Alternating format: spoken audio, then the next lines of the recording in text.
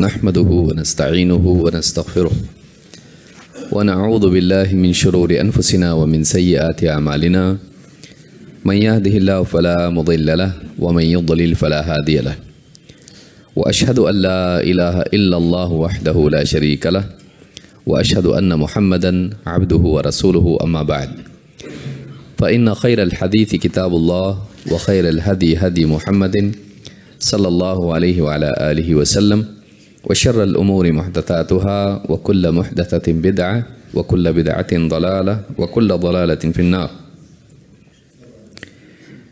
قال الله تبارك وتعالى فأقيموا الصلاة إن الصلاة كانت على المؤمنين كتابا موقوتا. میرے محترم دینی بھائیوں اور نوجوان ساتھیوں، اللہ رب العالمین نے موسیٰ علیہ السلام کو جس وقت توحید سکھائی اسی وقت نماز کا بھی حکم دیا۔ اللہ تعالیٰ نے فرمایا اننی انا اللہ لا الہ الا انا فاعبدنی واقم الصلاۃ لذکری۔ اے موسیٰ میں ہی اللہ ہوں، حقیقی معبود۔ لا الہ الا انا، میرے سوا کوئی عبادت کے لائق نہیں۔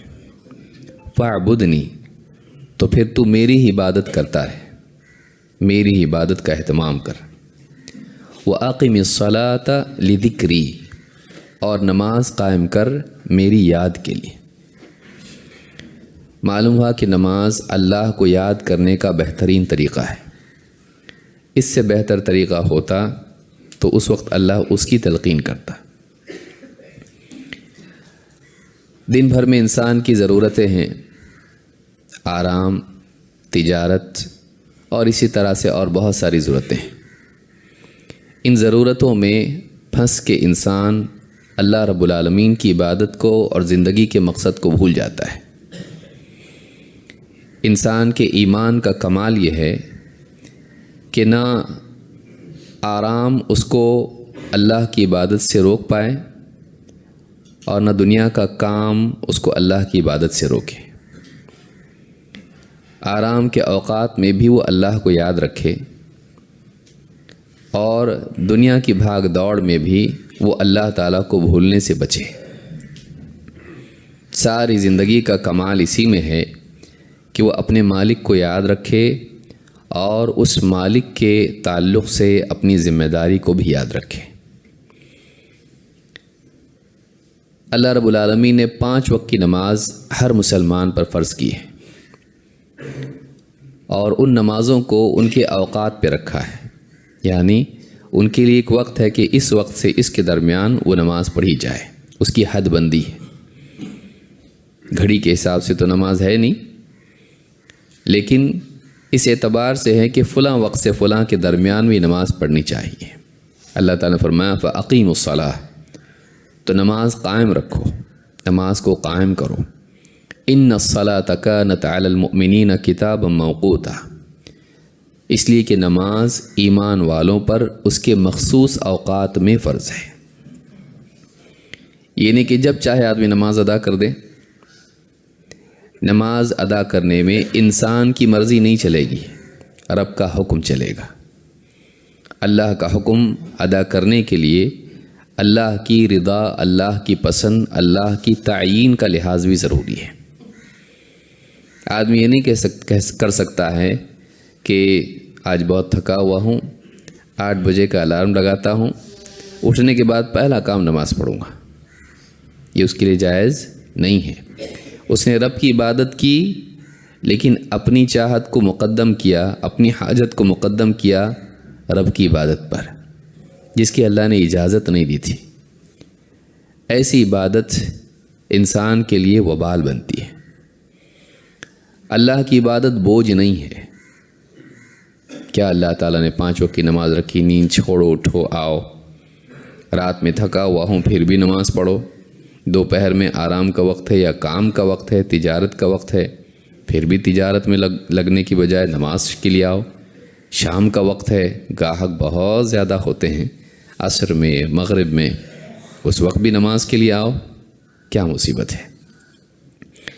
یہ دیکھنے کا زاویہ انسان کو نماز اس کے لیے بوجھ بنا دیتا ہے، اور ان چیزوں میں سے نکل کے آنا، اپنے کام میں سے، اپنے آرام میں سے نکل کے آنا اس کے لیے ایک بوجھ بن جاتا ہے۔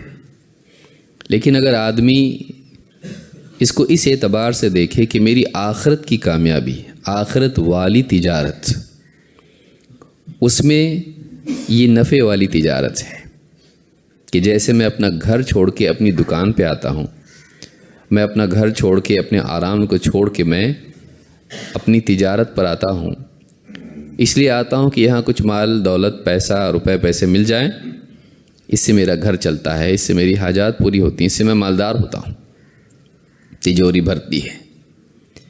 اگر تجوری بھرتی ہے کا احساس انسان کو اس کی نیند چھڑا سکتا ہے، اس کا کھانا، اس کا آرام چھڑا سکتا ہے، تو دنیا کی تجوری سے بڑی تجوری تو آخرت کی ہے۔ اس سے بڑھ کے جمع کرنے کی چیز تو آخرت کا اجر و ثواب اور انعام ہے۔ تو جب اس کے لیے آدمی کر سکتا ہے تو اس کے لیے کیوں نہیں کر سکتا ہے؟ جواب یہ ہے کہ یہ سارا کا سارا مدار اس کا آدمی کے ایمان اور اس کے یقین پر ہے۔ دنیا کے پانے کا یقین قوی ہوتا ہے، اگر یقین نہ بھی کہیں تو امید قوی ہوتی ہے۔ یقین تو ہوتا نہیں ویسے اس اعتبار سے کہ آدمی دکان پہ جائے گا تو گاہک آئے گا ہی، پارٹی سے ملنے کے لیے دوڑا دوڑا صبح گیا ہے، پارٹی آئے گی آج، ڈیل ہوگی آج، کوئی یقینی بات نہیں، امید۔ لیکن وہ امید اتنی پاورفل ہوتی ہے کہ آدمی سے سب کچھ چھڑا دیتی ہے۔ اگر آدمی کا یقین آخرت کے بارے میں قوی ہو جائے تو اس کے لیے پھر نمازوں کو ان کے اوقات پر ادا کرنا کوئی مشکل کام نہیں ہے۔ یہی بات اللہ رب العالمین نے قرآن کریم میں فرمائی ہے۔ اللہ تعالیٰ نے قرآن کریم میں نماز کے تعلق سے فرمایا، وَاسْتَعِينُوا بِالصَّبْرِ وَالصَّلَاةِ وَإِنَّهَا لَكَبِيرَةٌ إِلَّا عَلَى الْخَاشِعِينَ الَّذِينَ يَظُنُّونَ أَنَّهُمْ مُلَاقُو رَبِّهِمْ وَأَنَّهُمْ إِلَيْهِ رَاجِعُونَ۔ وَاسْتَعِينُوا بِالصَّبْرِ وَالصَّلَاةِ، مدد چاہو اللہ تعالیٰ سے اپنی اصلاح کے لیے، کیونکہ سیاق جو آ رہا ہے یہ بنی اسرائیل کی خواہش پرستی کے بارے میں ہے۔ تو اگر تم اپنی اصلاح کرنا چاہتے ہو، اپنے نفس کی اصلاح کرنا چاہتے ہو، تو کس چیز میں یہ مطلق نہیں ہے، اس سیاق میں ہے، لیکن اللہ اس کے علاوہ بھی مدد کر سکتا ہے۔ بنی اسرائیل سے کہا جا رہا ہے کہ تم اللہ سے مدد چاہو اپنے نفس کی اصلاح میں، خواہش پرستی سے نکلنے میں، صبر اور صلات کے ذریعے سے۔ بعض سلف نے یہاں پر صبر سے مراد روزہ لیا ہے، کیونکہ رمضان کو آپ دیکھیں شہر الصبر کہا گیا ہے، اور روزہ خود صبر کی تعلیم ہے۔ تو صوم و صلات سے نماز کی یعنی اللہ کی مدد چاہو اپنی اصلاح میں۔ لیکن اللہ نے فرمایا وَإِنَّهَا لَكَبِيرَةٌ إِلَّا عَلَى الْخَاشِعِينَ، لیکن نماز بہت بھاری ہے۔ اللہ نے بتایا نماز بہت بڑا بوجھ ہے، وَإِنَّهَا لَكَبِيرَةٌ، یہ بہت بڑی چیز ہے نماز کا ادا کرنا۔ إِلَّا عَلَى الْخَاشِعِينَ، ہاں لیکن خشوع والوں پر نماز بھاری نہیں ہے۔ سوال فوراً ذہن میں آتا ہے خشوع والے کون؟ اللہ جانتا ہے۔ اللہ نے پھر اس کی خود توضیح کی، الذین یظنون انہم ملاقو ربہم، جن کا یقین ہے۔ قرآن کریم میں جہاں ظن آتا ہے اس سیاق میں، اس سے مراد یقین ہوتا ہے۔ انی ظننت انی ملاق حسابیہ، یہ نہیں کہا جائے گا مجھے گمان تھا کہ حساب ہونے والا ہے، مجھے یقین تھا کہ حساب ہونے والا ہے۔ الذین یظنون انہم ملاقو ربہم، انہیں یقین تھا ایک دن انہیں اپنے رب سے ملنا ہے، ان کی ملاقات اپنے رب سے ہونے والی ہے۔ وَأَنَّهُمْ إِلَيْهِ رَاجِعُونَ، اور پلٹ کے ان کو اپنے رب کے پاس، اللہ کے پاس جانا ہے۔ معلوم یہ ہوا کہ نماز کا اہتمام ان لوگوں کے لیے آسان ہے جنہیں اپنے رب کے سامنے کھڑے ہونے کا خوف ہے، جواب دہی کا احساس ہے، اور دنیا چھوڑ کر آخرت میں جانے کا یقین ہے۔ دو چیزیں ہیں، ایک رب کے سامنے کھڑا ہونا ہے، بھائی جواب دینا ہے، زندگی کا حساب ہونے والا ہے۔ تو جس کے لیے، جس کے دل پر آخرت میں قیامت کے دن اپنے رب کے سامنے کھڑے ہونے کا احساس غالب ہو، اس کے لیے دنیا میں 5 وقت اللہ کے سامنے کھڑا ہونا مشکل نہیں ہے، کیونکہ یہاں کھڑا ہونا اس کو تیار کرتا ہے اس پیشی کے لیے۔ دوسرے، ایک تو یہ احساس کہ بھئی اللہ کو جواب دینا ہے، یہ احساس اس کو نماز میں آ کر قیام میں صف میں کھڑے ہونے میں مددگار بنے گا۔ 2، وَأَنَّهُمْ إِلَيْهِ رَاجِعُونَ، پلٹ کے ان کو اپنے رب کے پاس جانا ہے، یہاں ہمیشہ رہنا نہیں ہے، یہاں کا کام، یہاں کا آرام، یہاں کی لذتیں سب چھوٹنے والی ہیں، پلٹ کے اللہ ہی کے پاس جانا ہے۔ پھر یا تو مہمان بن کے جاؤ یا مجرم بن کے، کیسے اللہ کے سامنے جانا ہے؟ تو دنیا چھوٹنے والی ہے، میں اس دنیا کے لیے، اس تجارت کے لیے اپنی عبادات کو برباد کر رہا ہوں، میں اس دنیا میں اپنے بدن کو سنبھالنے کے لیے، اس کے آرام کے لیے اللہ کی عبادت کو ضائع کر رہا ہوں۔ یہ بدن مٹی میں ملنے والا ہے اور مجھے پلٹ کے اپنے رب کے پاس جانا ہے، دنیا چھوڑ کے جانا ہے۔ تو اس دنیا کو چھوڑ کے جانا ہے، یہ احساس اس کے لیے آسان کرے گا کہ تھوڑی دیر کے لیے چھوڑے۔ ہمیشہ کے چھوڑنے کا احساس تھوڑی دیر کا چھوڑنا آسان کرے گا۔ اللہ کے سامنے کھڑے ہونے کا آخرت میں احساس دنیا میں اللہ کے سامنے کھڑے ہونے میں مددگار بنے گا۔ قرآن بہت بڑی کتاب ہے، بہت عظیم کتاب ہے، شرط یہ ہے کہ آدمی واقعی اس سے فائدہ اٹھانا چاہتا ہے، اس میں غور کرے۔ افلا یتدبرون القرآن ام علی قلوب اقفالها، کیا یہ قرآن میں غور نہیں کرتے؟ کیا ان کے دلوں پر تالے لگے ہوئے ہیں؟ قرآن سے ہمارا رشتہ اگر جڑتا ہے واقعی صحیح طور پر، تو قرآن ہمارے ایمان کی تجدید کا بہترین ذریعہ ہے۔ اس آیت میں اللہ رب العالمین نے نماز کے تعلق سے بہت اہم بات بتائی، وہ یہ کہ نماز کی کوتاہی دراصل انسان کے خشوع اور اللہ کی طرف پلٹنے کے جذبے اور دنیا کو چھوڑنے کے اعتبار سے، آخرت کے اعتبار سے ایمان کی کمزوری کا نتیجہ ہوتا ہے۔ نماز میں کمزوری ایمان کی کمزوری کا نتیجہ ہے۔ ان نمازوں میں سب سے اہم ترین نماز اگر دیکھا جائے اور مشکل ترین نماز اگر دیکھا جائے تو فجر کی نماز ہے، جس سے انسان کے دن کی شروعات ہوتی ہے۔ اللہ کے نبی صلی اللہ علیہ وسلم اس نماز کا خصوصی طور پر اہتمام کرتے تھے۔ عائشہ رضی اللہ تعالیٰ عنہ فرماتی ہیں ان النبی صلی اللہ علیہ وسلم لم یکن علی شیء من النوافل اشد معاہدۃ منہ علی رکعتین قبل الصبح، اللہ کے رسول صلی اللہ علیہ وسلم کسی نماز کا اتنی شدت سے اہتمام نہیں کرتے تھے جتنی صبح کی 2 رکعتیں فجر سے پہلے والی کا اہتمام کرتے تھے۔ یہ جو 2 سنتیں ہیں فجر کی، اس کا اہتمام جیسا کرتے تھے کسی اور نوافل میں سے کسی نماز کا ایسا نہیں کرتے تھے، یعنی فرض کے علاوہ کو کیا کہتے ہیں؟ نفل، زائد۔ تو فجر کی 2 سنتیں آپ بہت اہتمام کرتے تھے، حتیٰ کہ آپ سفر میں بھی یہ نماز نہیں چھوڑتے تھے۔ سفر میں تو سنت آدمی نہیں پڑھتا ہے، اولا اور افضل یہی ہے، لیکن اللہ کے نبی صلی اللہ علیہ وسلم فجر کی 2 سنتیں سفر میں بھی نہیں چھوڑتے تھے۔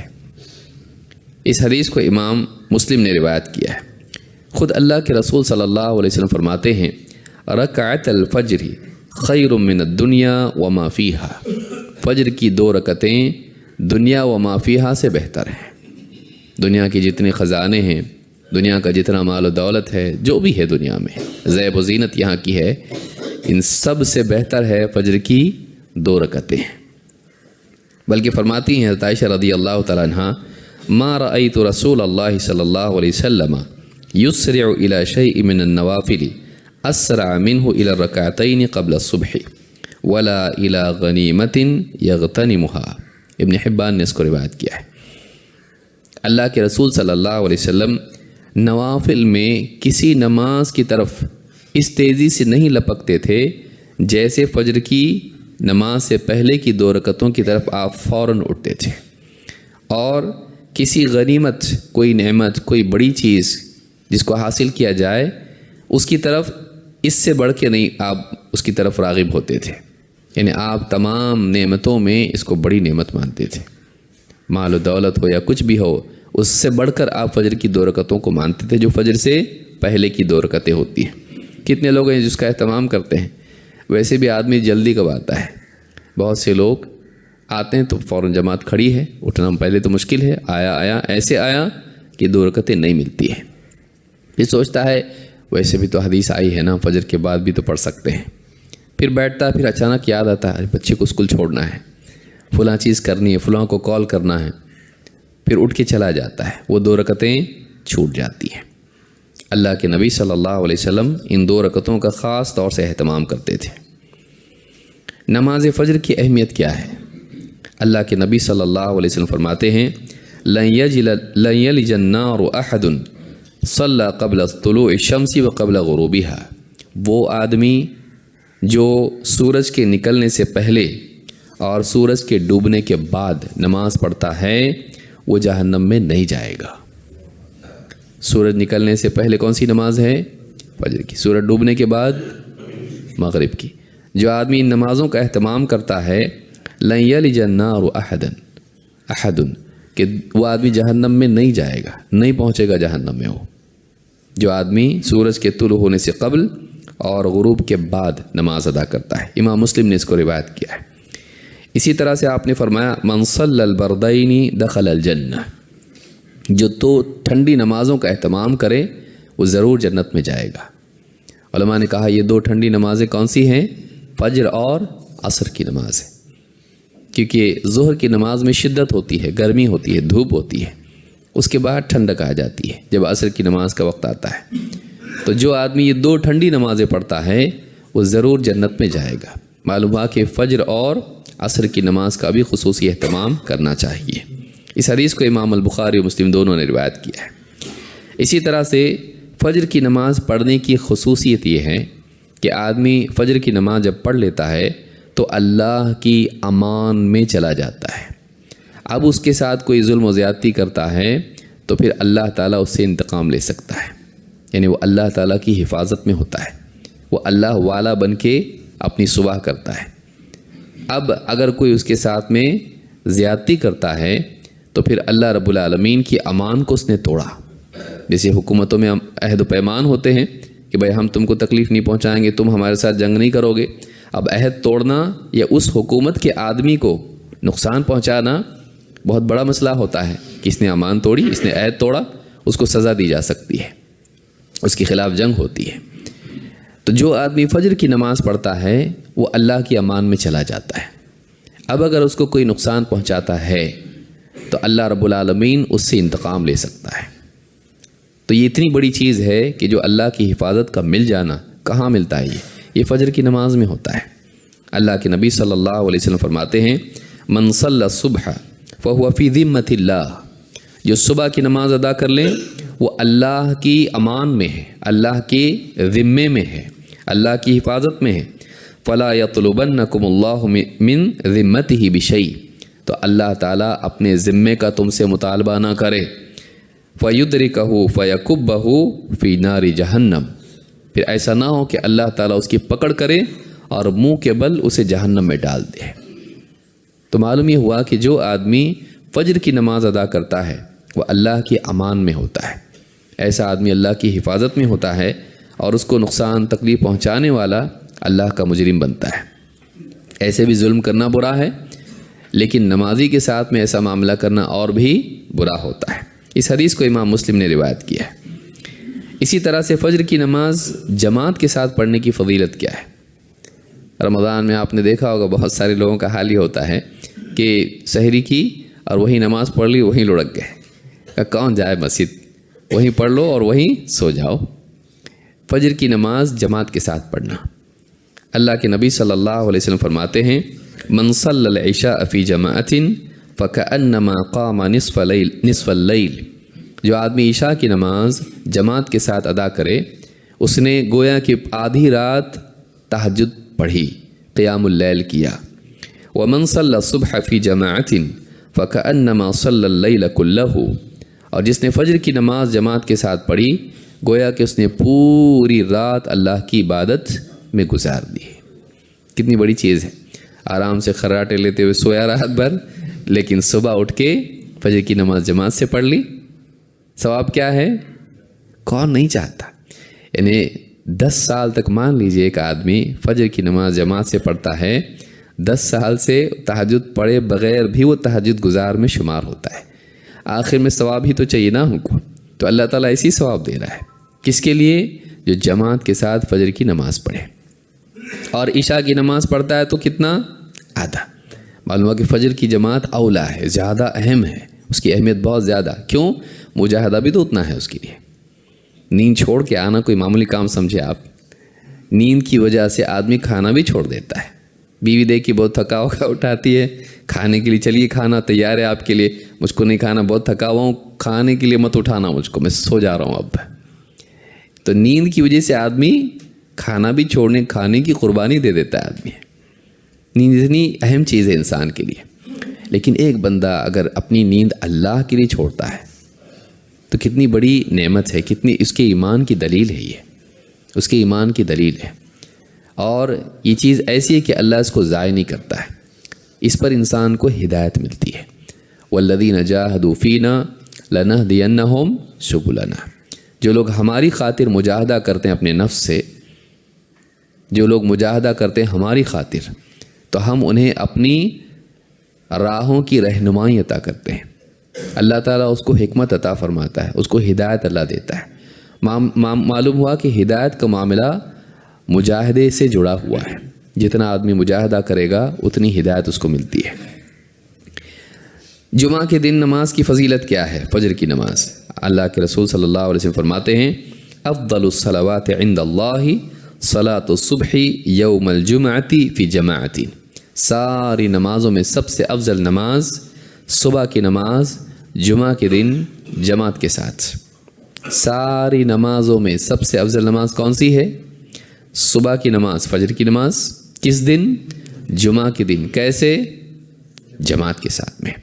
تو جتنی نمازیں ان میں سب سے افضل، علی الاطلاق افضل اس کو کہا گیا ہے۔ تو معلوم ہوا کہ یہ عید کی نماز سے بھی افضل ہے، لیکن آپ دیکھیں گے عید کی نماز کے لیے آدمی برابر آتا ہے، اور اسی دن خاص طور سے فجر کی نماز چھوڑی ہوئی ہوتی ہے۔ پھر آ کے کسی سے پوچھتا ہے کہ عید کی نماز ہوتی ہے کہ فجر کے بغیر؟ تو پھر لوگ بتاتے ہیں نہیں ہوتی ہے۔ تو پھر مسجد میں آ کے ہی، عیدگاہ میں آ کے فجر کی نماز پڑھ لیتا ہے کہ چلو بھائی عید کی نماز نہیں ہوگی، یعنی عید کی نماز پانے کے لیے فجر کی نماز پڑھ رہا ہے۔ یہ اتنا زیادہ اہمیت عید کی نماز کی ہو گئی۔ تو انسان، دین کی خرابی یہ ہے کہ آدمی دین میں چیزوں کے مراتب کو نہ جانے۔ تو فجر کی نماز یہ بہت بڑی فضیلت اس کی ہے۔ تو جمعہ کے دن جماعت کے ساتھ فجر کی نماز پڑھنے کی فضیلت ہے۔ بلکہ فرشتے فجر کی نماز میں آتے جاتے ہیں۔ اللہ کے رسول صلی اللہ علیہ وسلم فرماتے ہیں یتعاقبون فیکم ملائکۃ باللیل وملائکۃ بالنہار ویجتمعون فی صلاۃ الفجر وصلاۃ العصر۔ فرشتے جو ہوتے ہیں ان کی ڈیوٹی تبدیل ہوتی ہے فجر میں اور عصر میں۔ جو فجر میں آئے تھے عصر تک رہتے ہیں، چلے جاتے ہیں۔ دوسرے آتے ہیں عصر میں اور وہ فجر تک رہتے ہیں، پھر وہ چلے جاتے ہیں، پھر وہ فجر میں آتے ہیں۔ تو فرشتے بدل بدل کر اس کے پاس آتے ہیں۔ وَيَجْتَمِعُونَ فِي صَلَاةِ الْفَجْرِ وَصَلَاةِ الْعَصْرِ ثُمَّ يَعْرُجُ الَّذِينَ بَاتُوا فِيكُمْ۔ پھر وہ لوگ جو رات بھر تمہارے ساتھ تھے وہ اوپر جاتے ہیں فَيَسْأَلُهُمْ وَهُوَ أَعْلَمُ بِهِمْ۔ تو اللہ تعالیٰ ان سے پوچھتا ہے، جبکہ اللہ تعالیٰ کو زیادہ معلوم ہے اس کا حال بندے کا کیا ہے۔ کیف ترکتم عبادی، تم نے میرے بندوں کو کس حال میں چھوڑا؟ اللہ تعالیٰ جانتے ہوئے بھی پوچھتا ہے۔ پوچھنا لا علمی کی دلیل نہیں ہے۔ موسیٰ علیہ السلام سے اللہ نے پوچھا وما تلک بیمینک یا موسیٰ، وہ موسیٰ تمہارے دائیں ہاتھ میں کیا ہے؟ خود ان کو نہیں معلوم تھا کیا ہونے والا ہے۔ یہ زمین پہ ڈالنے کے لیے کہا تو سانپ بن گیا ہو، تو اللہ نے ان کی اٹینشن اس کی طرف لانے کے لیے کہا دیکھ لو ہاتھ میں کیا ہے۔ اللہ کو خوب معلوم ہے۔ تو اللہ تعالیٰ بندوں سے پوچھتا ہے، فرشتوں سے پوچھتا ہے کیف ترکتم عبادی، تم نے میرے بندوں کو کس حال میں چھوڑا؟ فیقولون ترکناہم وہم یصلون واتیناہم وہم یصلون، ہم نے انہیں چھوڑا اس حال میں کہ وہ نماز پڑھ رہے تھے، اور ان کے پاس جب ہم گئے تھے تب بھی وہ نماز ہی پڑھ رہے تھے۔ یعنی وہ اللہ کے پاس جا کر بندوں کی عبادت کی خبر دیتے ہیں۔ اس حدیث کو امام البخاری اور مسلم دونوں نے روایت کیا ہے۔ نماز فجر میں کوتاہی کی کئی وجوہات ہیں، میں زیادہ تفصیل سے نہیں بولوں کیونکہ وقت ہمارے پاس نہیں ہے زیادہ، اور ویسے بھی نیند کا غلبہ ہوتا ہے اس وقت میں، تو آدمی سوچتا ہے کہ بھائی جا کے آرام کریں گے۔ ایک وجہ اس کی ہے نیند کا غلبہ۔ رات میں شیطان یہاں پر گدی پر گرہ لگاتا ہے، کہتا ہے علیک لیل طویل فرقد، تیرے سامنے لمبی رات ہے، بہت ٹائم ہے تیرے سامنے، سو جا۔ اور پھر وہ کیا کرتا ہے، فرما برداری کر کے سو جاتا ہے اور فجر کی نماز غائب ہوتی ہے۔ تو نیند کا غلبہ ہوتا ہے جس کی وجہ سے آدمی فجر کی نماز میں کوتاہی کرتا ہے، اس کو چھوڑتا ہے۔ دو، ایمان کی کمزوری ہے۔ کبھی تو نماز چھوٹ جاتی بھائی نیند کے غلبے کی وجہ سے، تھکا ہوا ہے اور سویا رہا، ہر انسان ہے، وہ نیند میں ہوش نہیں ہوتا ہے، ٹھیک ہے، اس پہ گناہ بھی نہیں ہے۔ لیکن دوسری وجہ کیا ہے، ایمان کی کمزوری۔ اسی لیے اللہ کے نبی صلی اللہ علیہ وسلم فرماتے ہیں لیس صلاۃ اثقل علی المنافقین من الفجر والعشاء، منافقین پر فجر اور عشاء سے بھاری کوئی نماز نہیں۔ عجیب بات ہے کہ منافقین بھی نماز پڑھتے تھے، ان پر فجر اور عشاء سے زیادہ بھاری کوئی نماز نہیں۔ تو اگر انسان پر یہ نمازیں بھاری ہو رہی ہیں اور وہ نہیں پڑھتا ہے، سستی کرتا ہے اور پسند نہیں کرتا ہے ان نمازوں کو، تو اس بات کی علامت ہے کہ وہ منافق ہے۔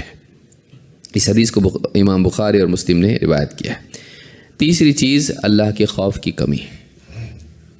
کیا آپ بتائیے کوئی کمشنر اس کو بلا لے، برابر وقت پہ نہیں، وقت سے پہلے پہنچے گا، لیکن اللہ کی طرف سے ندا لگ رہی ہے اور پھر وہ نہیں آتا ہے، آتا ہی نہیں۔ اس کو دوسرا کوئی بادشاہ بلائے تو نہیں جائے گا، جائے گا۔ دنیا کا نفع اس کے سامنے ہو کہ بڑی پارٹی مل رہی ہے اور میری بڑی ڈیل ہونے والی، نہیں جائے گا، جائے گا۔ تو اس کے دل میں دنیا کا یقین ہے، آخرت کا نہیں۔ لوگوں سے، مخلوق سے ملنے کا یقین ہے، خالق کا نہیں، اس کی اہمیت نہیں ہے۔ تو ایمان کی کمی اللہ کے خوف اور خشوع کی کمی کی وجہ سے ہوتا ہے۔ اسی طرح سے نماز میں کوتاہی کرنے کی ایک وجہ، فجر کی نماز میں تھکن بھی ہوتی ہے اور آرام آدمی کرتا ہے، کبھی کبھی غلبہ ہو جاتا ہے، اس پر کوئی گناہ نہیں ہے۔ ایک آدمی اگر نیت کرے رات میں فجر کی نماز کے لیے اٹھنے کی اور تھک کے سو جائے اور پھر آنکھ نہ کھلے، گناہ گار نہیں ہے۔ لیکن آنکھ کھلنے کے بعد برش کر رہا ہے، واٹس ایپ چیک کر رہا ہے پورے، اور اس کے بعد میں ناشتہ واشتہ کر رہا ہے اور پھر جاب پہ نکل جا رہا ہے، چھوٹ گئی نا، ویسے بھی چھوٹ گئی، ختم نہیں۔ پہلا کام اس کو اٹھتے ہی کیا کرنا چاہیے، نماز کا اہتمام کرنا چاہیے۔ تو جو آدمی من نام عن صلاۃ او نسیہا فلیصلیھا اذا ذکرھا، آپ نے فرمایا کہ جو نماز سے سویا رہ جائے یا نماز کو بھول جائے، کبھی کام میں کھو گیا، بھول گیا، تو آپ نے فرمایا کہ اس کو کیا کرنا چاہیے، فلیصلیھا اذا ذکرھا، اسے چاہیے کہ جیسے ہی اسے یاد آئے نماز پڑھے، جیسے ہی بیدار ہو نماز پڑھے۔ چھوٹ گئی تو چھوڑنا نہیں، چھوٹ گئی تو چھوڑنا نہیں ہے۔ پھر نماز فجر میں تقصیر کا علاج کیا ہے؟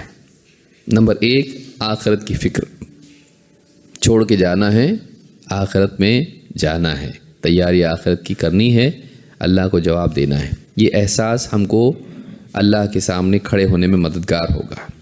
اسی طرح سے اجر کا یقین، اجر کا یقین، اتنی ساری چیزیں ہیں اللہ نے عطا کی ہیں۔ دنیا کا یقین جب ہم کو بھگا سکتا ہے رات دن، سالوں سال، اور اس کے لیے بعض اوقات تو آدمی اپنا ملک چھوڑ کے بھی جاتا ہے، دوسرے ملکوں میں جا کے رہتا ہے تاکہ پیسہ زیادہ کمائے، وہاں کیا ہے، زیادہ پیسہ ہے، تو اس کی امید میں وہاں جاتا ہے۔ کیسی زندگی گزارتا ہے، ایک پلنگ کے اوپر 4 لوگ، ایک کے اوپر ایک روم میں 20-25 لوگ رہ لیتا ہے کسی بھی طرح سے، ایک نہیں 2 ڈیوٹی کرتا ہے، آنکھ لگ رہی ہوتی ہے، اٹھ کے پھر دوسری ڈیوٹی کے لیے دوڑتا ہے۔ کس کے لیے؟ پیسے کے لیے۔ اگر آدمی ڈرائیور ہو کہیں پہ، اس کے لیے فوراً کال، ہاں صاحب، فوراً نکل جاتا ہے، تو وہ صاحب ہے رب العالمین، اس کا حکم، اس کو بھی یاد رکھنا چاہیے۔ تو اجر کا یقین ہم کو ہونا چاہیے۔ اسی طرح سے ایک اور چیز جو مددگار ہے اور بہت اہم ہے، بہت اہم ہے، رات کی گپے بازی چھوڑنا۔ اکثر جو فجر کی نماز ضائع ہوتی ہے وہ کیوں؟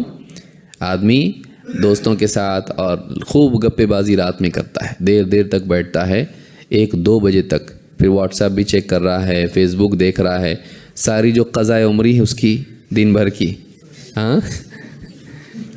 ساری قضا جتنے فرض ہے نا وہ تو پورا کرے بغیر سو نہیں سکتے ورنہ جہنم میں چلا جائے گا. سارے میسیجز ایک ایک کر کے چیک کرتا ہے کہ کس کا میسیج آیا. رپلائی کرنا ضروری سمجھتا ہے کیونکہ اس کو ٹک آیا ہوگا, دیکھا اور جواب نہیں دیا تو ایک وہ بوجھ ہوتا ہے کہ جواب بھی دینا ہے اس کا. لمبا پورا وقت اس میں نکل جاتا ہے. پھر یوٹیوب کا معاملہ کیا ہے, وہ ایسا ہے کہ آپ ایک ویڈیو دیکھیں تو وہ آپ کا غلام آپ کو سجیسٹ کرتا ہے یہ بھی دیکھیے نا صاحب, وہ بھی دیکھتا ہے. پھر اس کے بعد دیکھتا گھڑی, ہاں اس میں گھڑی دکھائی دی, کتنے بج گئے, 2 بج گئے, احساس بھی نہیں ہوا. پھر سوتا ہے. 2 بجے 3 بجے سو کے کہاں فجر کے لیے اٹھ پائے گا. نیند کھلتی بھی ہے لیکن, اور نیند کھلتی ہے کیسے, الارم لگا ہوتا ہے تو ہاتھ کی آنکھیں ہوتی ہیں, ہاں برابر وہ موبائل دیکھتا ہے, اس کو الارم بند کر دیتا ہے اور ہاتھ سیدھا واپس سے بلینکٹ میں لے لیتا ہے, سو جاتا ہے. اگر آپ اسباب ایسے پیدا کریں فجر نماز چھوٹنے کے, کیوں نہیں چھوٹے گی. جلدی سے سو جائیں, رات میں جلدی سو جائیں. دن بھر پڑا ہے آپ کے لیے میسیجز چیک کرنے کے لیے, اس کے میسیج کی وجہ سے آپ رب العالمین کی عبادت چھوڑ دیں, اچھی بات نہیں. آپ نے کس کو مقام دیا بڑا, بندوں کو یا خالق کو. تو ایک چیز یہ بھی ہے. اور جگانے والے اسباب کا اہتمام کرنا. جیسے آپ کو اگر نہیں اٹھ سکتے آپ الارم لگائیے. ویسے بھی کس کی نیند کھلتی ہے الا ماشاء اللہ. تو آدمی الارم لگائے, اور عقل مندی یہ ہے کہ اس کو پہنچ سے باہر رکھے, جتنا دور رکھے اتنا اچھا. نزدیک رکھنے میں کیا ہے, وہ پکڑ میں جلدی آتا ہے اور اس کو آدمی بند کر کے پھر سوتا ہے. اب دور رکھے کہ چل کے جانا پڑے گا اس کے لیے, اور پھر اٹھنے کے بعد میں اکثر نیند کھل جاتی ہے آدمی کے لیے. پھر لگتا ہے چلو بھئی ابھی اٹھ ہی گئے تو جائیں گے. تو دور رکھیے الارم کو اپنے سے, یہ بھی ایک طریقہ ہے. اور الارم لگائیے اس میں. بعض اوقات آدمی کو نہیں اٹھنا ہوتا ہے تو الارم بھی نہیں لگاتا آدمی. نہیں کرنا چاہیے ایسا. بہت سارے لوگ بتاتے ہیں بھئی ایسا ہے, ہمارے امراض یہ ہیں, کیا کریں. آدمی الارم بھی نہیں لگاتا ہے. لگانا چاہیے. جب اس کے پاس آج پہلے تو مشکل تھا, الگ سے اس کے لیے گھڑی لینی پڑتی تھی الارم والی. آج تو ہر آدمی کے پاس موبائل ہے اور بھیانک سے بھیانک ٹون اس میں لگا سکتے ہیں اٹھنے کے لیے کہ آدمی کی نیند جو ہے بالکل, یعنی سو ہی نہیں سکے آدمی. ایسا پڑوس والے اٹھ جائیں گے, ایسا موبائل ہوتا ہے بعض اوقات. تو کیوں نہیں آدمی اٹھے, اور گھر والوں کو بھی اٹھانا چاہیے. ایک کوتاہی یہ بھی ہے کہ آدمی خود تو نماز بعض اوقات پڑھ بھی لیتا ہے, بیوی سو رہی ہیں, بچے سو رہے ہیں, اٹھاتا نہیں ان کو. کیوں, کون اٹھائے ان لوگوں کو, محنت کا کام ہے یہ. تو آدمی خود پھر پڑھ کے سو جاتا ہے, اور ویسے ہی سوئے رہتے ہیں, فجر کی نماز نہیں پڑھتے ہیں. تو یہ اچھی بات نہیں ہے. گھر کی برکات میں سے یہ چیز ہے کہ گھر میں اللہ کی عبادت ہو. آپ دیکھیں قرآن کریم میں اللہ نے کیا فرمایا, وَأْمُرْ أَهْلَكَ بِالصَّلَاةِ وَاصْطَبِرْ عَلَيْهَا لَا نَسْأَلُكَ رِزْقًا نَحْنُ نَرْزُقُكَ وَالْعَاقِبَةُ لِلتَّقْوَى. وَأْمُرْ أَهْلَكَ بِالصَّلَاةِ, اے نبی اپنے گھر والوں کو نماز کا حکم دیجئے. وَاصْطَبِرْ عَلَيْهَا, اور آپ خود بھی نماز پر جمے رہیے. لا نسألک رزقا, ہم آپ سے رزق نہیں چاہتے. نحن نرزقک, بلکہ رزق تو ہم آپ کو دیتے ہیں. والعاقبۃ للتقوی, اور اچھا انجام پرہیزگاری کے لیے ہے. اچھا انجام مالداری کے لیے نہیں ہے, شہرت کے لیے نہیں ہے, عہدے کے لیے نہیں ہے, دنیا داروں کے لیے نہیں ہے. اچھا انجام پرہیزگاروں کے لیے ہے. تو گھر والوں کو حکم دیجیے نماز کا. اللہ کے رسول صلی اللہ علیہ وسلم سے اللہ نے کہا, ہم کہاں ہیں, وہ لوگ بے نمازی تھوڑی نہ تھے, پھر بھی نماز کا حکم دیجیے. لہٰذا ہم کو اپنے گھر والوں کی بھی فکر کرنا چاہیے. بعض اوقات آدمی خود نماز نہیں پڑھتا اور گھر والوں کو پھر دن میں بول نہیں پاتا ہے. کیوں, بیوی سے زیادہ سمجھدار ہے. بیوی کہے گی ٹھیک ہے ہم لوگ تو پڑھ لیں گے انشاءاللہ, آپ بھی کبھی کبھار فجر کو جایا کیجیے. ہاں, یہ خود نہیں پڑھتا ہے تو اب گھر میں کسی کو بول پاتا ہے, پھر کیا نماز اور کسی بھی بارے میں نہیں بولتا ہے. بچوں کو بھی ڈانٹ دے تو بچے بھی کیا کرتے ہیں, آپ تو خود فجر کی نماز نہیں پڑھتے, ہم لوگوں کو بول رہے ہیں. بچے بھی بولتے ہیں. تو آدمی کیا کرتا ہے, پھر صرف راستہ اختیار کرتا ہے کہ میں ان کو بولوں گا تو یہ پلٹ کے مجھ کو بولیں گے. تو آدمی کیا کرتا ہے, پھر ان کو نہیں بولتا ہے, اور یہاں سے سارا فساد شروع ہو جاتا ہے. ہماری اپنی کوتاہی گھر کی اصلاح میں رکاوٹ بن جاتی ہے. کتنے لوگ ہیں نہیں بول پاتے ہیں, کیوں, کیونکہ ان کی اپنی زندگی میں نماز جیسا عمل نہیں ہوتا ہے. تو یہ نہیں ہونا چاہیے. اگر ہم اپنی اصلاح کر لیں تو گھر کی اصلاح آسان ہو جاتی ہے. اللہ رب العالمین ہم کو سمجھنے کی توفیق دے, اور اللہ کی عبادت کا اہتمام کرنے اور اپنے گھر والوں کی فکر کرنے کی توفیق عطا فرمائے. اقول ھذا واستغفر